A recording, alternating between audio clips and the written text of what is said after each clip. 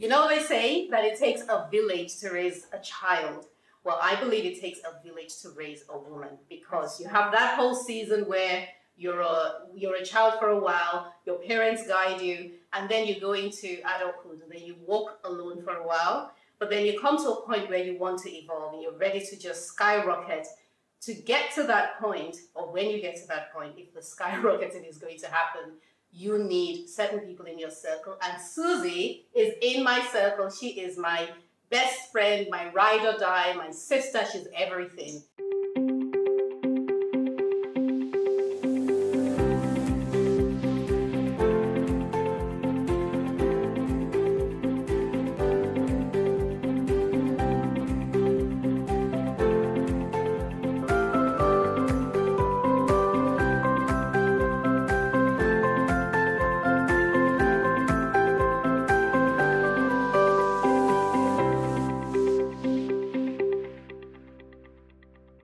Welcome to my channel. Thank you for joining me. Today I have my dear friend Susie with me. Hi. Hey Susie. Hi, Toks. This is funny because we talk all the time. We speak every single day, multiple times a day. So we're going to have to time ourselves as to how long this is going to go on for. You know, they say that it takes a village to raise a child. Well, I believe it takes a village to raise a woman, because you have that whole season where you're a child for a while, your parents guide you, and then you go into adulthood, and then you walk alone for a while. But then you come to a point where you want to evolve and you're ready to just skyrocket.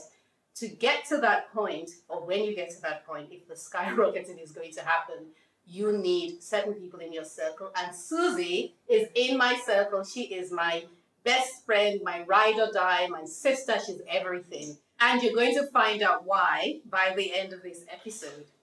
Susie! Hey, Toks. So what we thought we'll talk about today is the lessons that we have learned in 2021, because we are all about learning lessons. We spend so much of our time talking about lessons. Yeah. You know, like I said, we speak often on the phone, like A lot. literally every day or in person. And what we do is share, guess what I just found out, guess what I learned about myself. Yeah. So I'm going to start with you. What's the Okay. first lesson? Maybe not the first, not in chronological order, but what's a lesson that you've learned this year? I've learned loads of lessons. I think it's also important to say that when you and I speak, we always try and uplift each other, or we always try to encourage each other. Yeah. We don't talk about people, we talk about ideas, we Yeah. talk about going forward. Yeah. If we have issues in our lives, we encourage each other and try to be as positive as we can be. Yeah. And I feel like I've learned so many things especially over the lockdown. Yes. And one of the main things I've learned is being yourself. And you always talk about being authentic. And I think I actually started to think about being myself from our conversations about being authentic. That's where it started from. And I've learned that wherever you are, whatever you're doing, always show up as yourself. Because when you are yourself, you're then your brightest light. I love Because that. if you try and show up, if I try to show up as Toks, it's not going to happen. But if I show up as me, I'm comfortable. Yeah. And God has made me to be 100% myself. So when I try to be you, it's just not going to work as well as when I'm myself. So I feel like you need to read the room, but you can also be yourself. Because you don't always have to be the biggest person in the room. That is so true. And you don't always have to be the smallest person in the room. Yeah. But as long as if you're yourself, you'll be the right person in the room for you. Yeah. And I think you'll get more out of conversations and build more authentic relationships when you're yourself in the room. That is so true.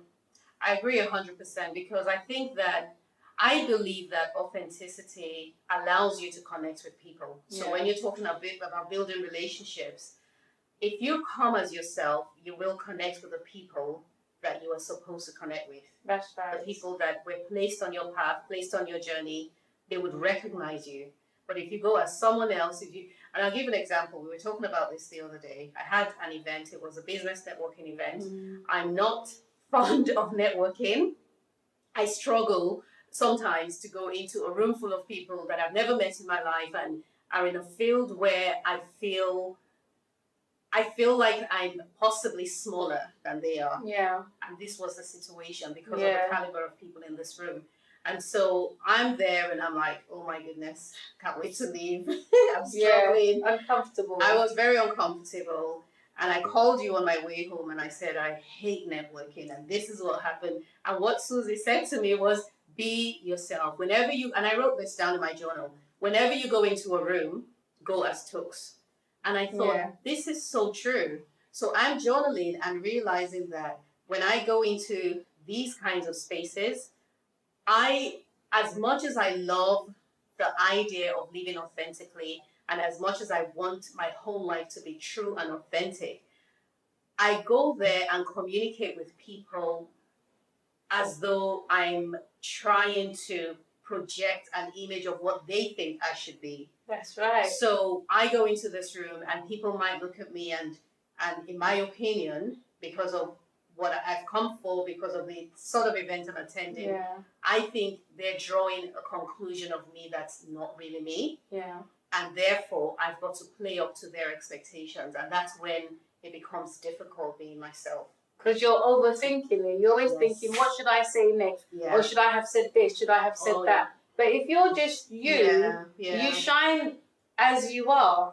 And people want to see who you are. They want to meet the real you. And people can tell when you're not being yourself, they can tell. And you become very boring. So if you're yourself, I think I said to you about show them the colour of you. Yes, I love because you're quite a colourful character. But if you try to go into a room and try to be what people want you to be, you'll be bland. You won't even react genuinely. But if you're just yourself, sometimes you don't always have to talk. You don't always have to try and impress people. You can just listen. Sometimes just listen. And be comfortable in just listening. If you need to speak, fine. If you don't need to speak, fine. But just be yourself. I agree 100%. I agree. So be yourself. That's lesson number 1. That's right. That's a good one. And another lesson I've learned is using time wisely. Oh yeah, that's a big one. So as you know, I'm going through a divorce and it's been long, drawn out, very difficult. And I think I had a conversation with you as we always do. And I was saying to you during the lockdown that it was really difficult because I was studying as well. I was doing my course in housing and I found it very challenging to do the divorce, look after the children, and then sit down and try and focus. But then I decided that if I don't focus and do the course, I'm still going to go through the lockdown, still going to go through the divorce and not have achieved anything. Extra, and I would still have to go back to it. So rather than just sit and wallow during the lockdown, I decided to pack in the course and study within it. And that was just so admirable. Honestly, I admire you for that because no, it's true. Because I mean, at our age, we're not in our 20s or our teens, as you're struggling to tell. It's hard to. I mean, we're living our lives in so many layers at the same time. You know, when you're a student, you're able so many different dimensions. As a student, you're a student. You just study. Because when it comes to the stage of life that you're in when you're a student, it's a lot different. You're only doing one thing. It's one-dimensional. But when you are a wife, a mom, going through a divorce, studying, working, figuring life out, trying to discover yourself, because we're at this grand age where self-development and us just, learning about ourselves, learning life lessons. There's so many layers stacked up at the same time, and then you throwing in studying into that. I think that's heroic. So well done. Well, it was difficult to focus, to actually take away all the daily problems and the daily issues, especially with the divorce and how ugly that became. It was difficult to focus, but I had to push myself. And I didn't want to look back at the time, and all I did was dealt with that negativity. I wanted something to come out of it. So that's why I persevered. Another thing about time is that I think we actively have to avoid distractions. Yes. Because there's so many things that will come your way, even in the subtlest of ways that you don't recognize. Yes, that's so But true. they end up wasting so much time. Like I've got this friend, she always wants my opinion. So I'm going along with her, and she'll tell me a long story or tell me to come here with her. And then when we get there, whatever I say, it doesn't make any difference to her. So I decided that I'm not going to. That's a distraction. That's a distraction. And it's just as subtle as that. You know, it's not anything negative. Yes. It's a nice thing. Yeah. By looking at our lives and getting rid of the stuff that don't give us productivity, that don't bring us joy, Yeah. that do not add to our life. And we just need to be very careful about people. You know, can you help me with this? Can you help me with that? Oh, It's nice to say yes, and it's nice to do it. Yeah. But sometimes you have to say no, I because agree. then you have to learn to say no without feeling guilty. That's Because huge, yeah. otherwise, chunks of your life are going to go, and you're not going to be able to do what you really need to do to move on and to even give yourself joy, or to just simply rest. Absolutely.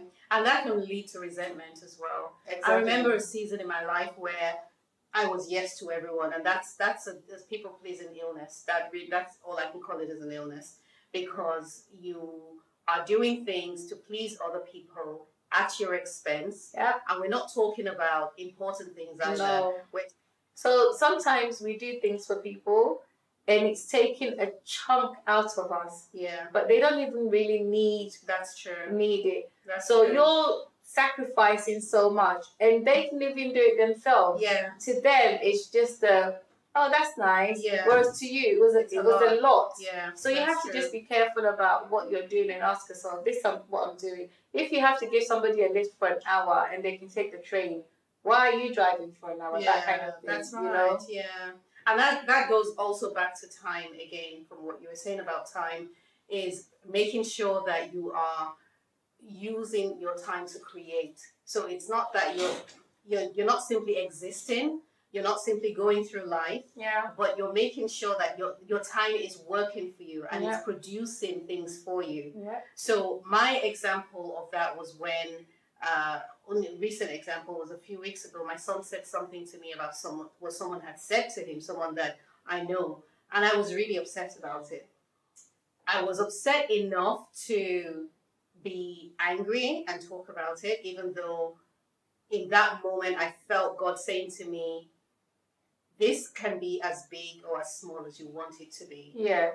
You can choose to squash it now so that it doesn't grow, or you can choose to keep thinking about it and talking about it and moaning about it and allow it to grow and consume you, even though I knew that there was no danger of me becoming upset for days or dealing with unforgiveness or anything like that. I knew that wouldn't be the case, but you know the satisfaction you get from just like, oh, why did this person say that, or why did they do that? Getting it out of your system. Getting it out of my system. Yeah. But then after everything blew over, after I had gotten myself back together, I then became angry at myself, because I thought, I just spent hours, I think it was about an hour and a half or 2 hours, in a state of anger, talking about this situation that I knew that talking was not going to do anything about it. I knew that it was irrelevant. But I talked about it, and what it did, what I realized was, in that period I was speaking about it, in that period I was staying angry, I could have come up with some brilliant ideas that would have changed the trajectory of my life or my business. That's right. Because those kinds of life-changing ideas, they sometimes just come to you. You know, they're not things you work on. And you could be driving and then you just have a brainwave where you see something and it sparks up an idea in you. But if you're in a negative frame of mind, you're not going to get it. And so you lose opportunities. And there's two things with that. Number one, that person sitting somewhere not even thinking about you. Mm-hmm. She could be having a nice coffee, enjoying herself, and you're there hurting more. Yeah. So she's even hurting you double. Yeah. And the second thing is, it leads me to my other lesson, is guard your thoughts. Oh, my favorite. It's all been my favorite, but guard your thoughts. Anything to do with the mind Yeah, They we all need have to do with the mind, but guarding your thoughts for sure. Yeah. really guard your thoughts because, especially when you're going through challenging periods, because it's very, very easy to go down the rabbit hole of thinking about it, thinking about it, thinking about it. And the more you think about it, the more you relive it. Every time you're thinking about it, you're reliving the negativity. That's right. You can actually discipline yourself to think positive thoughts. That's right. I agree. And every time you find yourself going through negative thoughts, you can actually decide to change and not think about that. And I find that's very important because what happens is your day becomes positive when you're thinking about positive things. Yes, yeah. If you think about negative things, your day becomes negative. Absolutely. And what happens is you end up, it shapes what life you're having, what life you're living, whether you're living a positive life or whether you're living a sad, depressed, and unhappy life. Yeah. You can, all those minutes of positivity or negativity paints a bigger picture. Absolutely. So it's very important for us to guard our thoughts and make sure that we don't run away with negative thoughts. We don't let negative people in. We don't just waste our time and our being just being negative. It's really important. And also, people won't want you around them. That's true. Every time. Nobody wants negativity. I don't come to my house if you're going to be negative. And nobody wants negativity around them. It spoils the vibe. So we need to guard our thoughts. We need to surround ourselves with pleasantness. So we have a pleasant life. 100%. I agree with you. And guarding your thoughts has become even more important during this weird season the world has been in with the pandemic and everything. 100%. Because we lost 2 members of staff during the pandemic. One passed away and the other one resigned because of mental health issues. And you see, what I understand about how we create buffers for negative situations or challenging situations, because for as long as we live in the world, we're always going to face challenges. And one of the things I came to understand was that you've got to build a reservoir of positive experiences. Because when you have one negative experience, it takes 3 positives to balance things out. So you need to build a reservoir so that when when the rug gets pulled off from under your feet, you don't fall straight onto the ground. And the other thing as well is making sure that you're surrounded by people who are like Susie. Like Toks. Make sure you have a Susie in your life. Make sure you're surrounded by people who love you, who will sacrifice for you. Susie has sacrificed for me. If you listen to my podcast, Living Inside Out, you've heard her name so many times, probably the most repeated name on that podcast because of who she is to me and what she's done for me. And if you're blessed enough to have somebody who desires your success as much as you do, or even more than you do, then you know what, you can just block everybody else. I'm only kidding, don't block people. No. But you definitely need to be surrounded by people who are positive, people who will pull you higher. They root for you, they pull you higher as well. Exactly. Because sometimes, you've got undercover haters. No, it's true. Let's be real. They're following you, but every time something happens in your life, you can just see their face. They wince a little bit. You don't want that. No, it's true. I've had that. I know people who, they're my friends. I help them.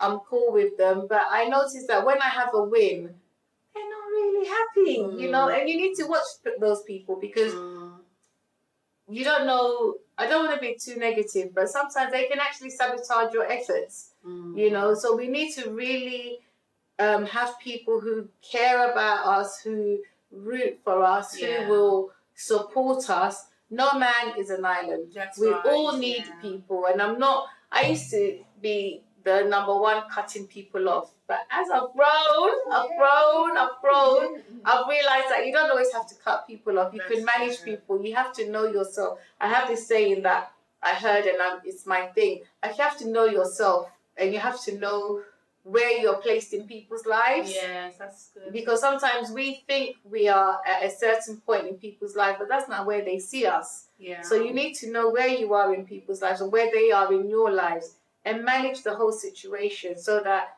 you don't do anything inappropriate, and then you're not let down. Yeah. And you're not hurt because you thought more of them than what they thought of you. Yeah. We have to mature and evolve and just know what environments we put ourselves in so that we can thrive, and then we can also be a blessing to the people around us who deserve us to be a blessing to them. That's a good one. Yeah, that's really good.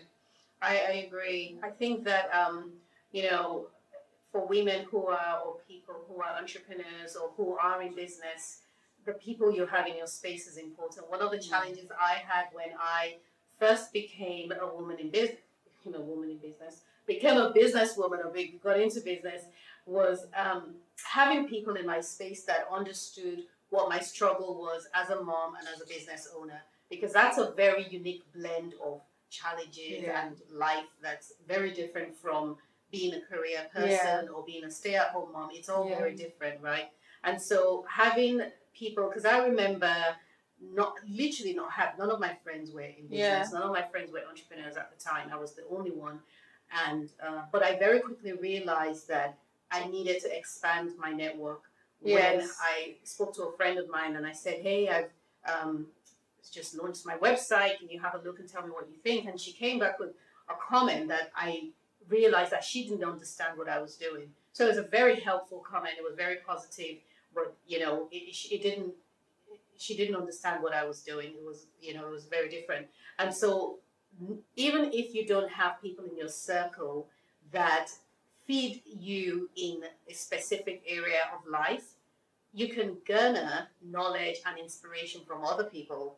Yeah. So as it relates to business, I had to go searching for women in business who were successful, but who also shared the same sort of vision and not even the indomitable spirit. Like, you know what, I don't care, because I lost everything. I lost my business. We lost everything. And I had to find people who were not trust fund kids, but people who started and built their business with sweat. Yeah. They were my inspiration. Now, you might need a different type of inspiration, and you go find that type for yourself. But it's important that you're surrounded. It's like being in an incubator. When a baby's born prematurely, they put them in an incubator so they have a richness of oxygen and a mix of gases, but oxygen, and they're protected from the effects of the outside world. Protected from germs and everything.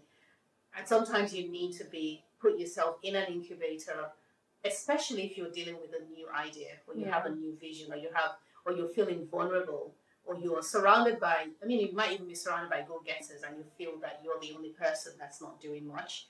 Yeah. That's a vulnerable place to be in. That's right. And what you want to do is put yourself in a situation and surround yourself with resources and people who will support your growth in that difficult stage. That's right. And we can belong to many circles. Absolutely. And it's fine. Toks and I are very close, but she has a circle of people or a circle of friends or an environment that I don't belong in. And that's absolutely fine.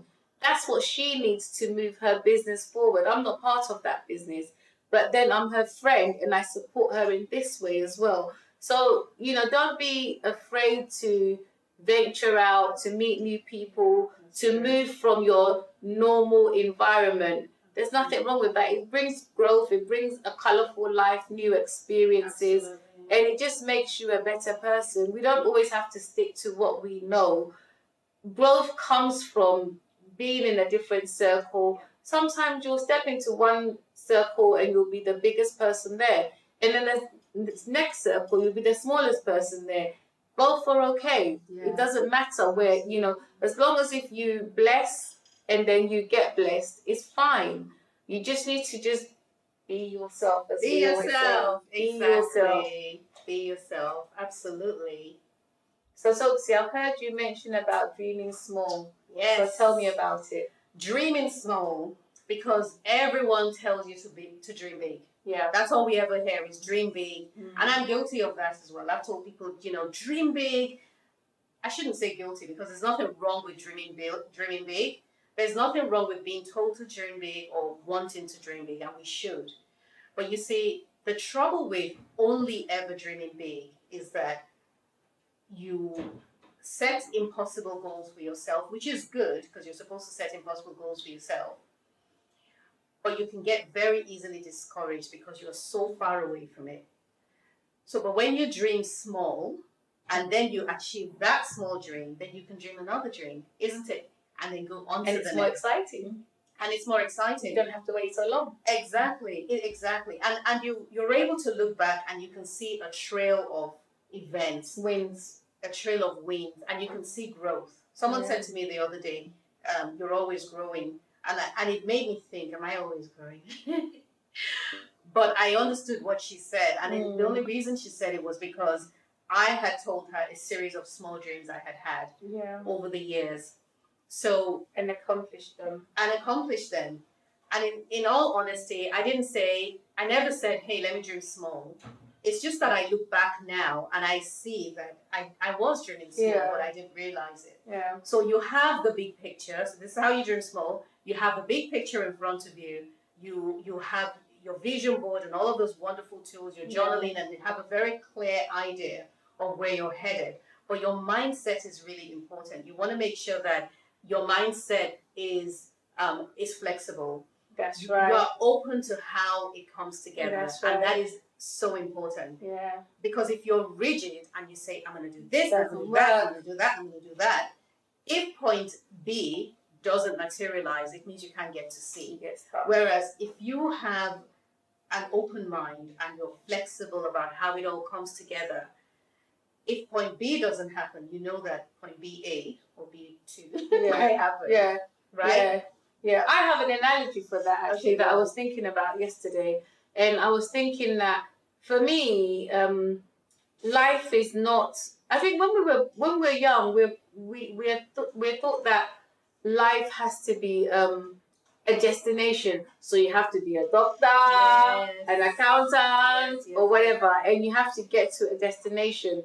But I think we have to relearn that in that life is a journey. Yes, there's no one destination that. Yes, I've made it. Yeah. You know, we need to enjoy the journey, enjoy the wins. Absolutely. And my analogy was that if you have a long journey, you're going to get hills, you're going to get valleys, you're going to get flat tires, you're going to get lost. Yeah. Sometimes you'll drive fast, sometimes you'll drive slow, sometimes you'll pause and go to the service station and have, refill. And that's just how life is. Absolutely. But the important thing is we have to enjoy the whole journey. I agree.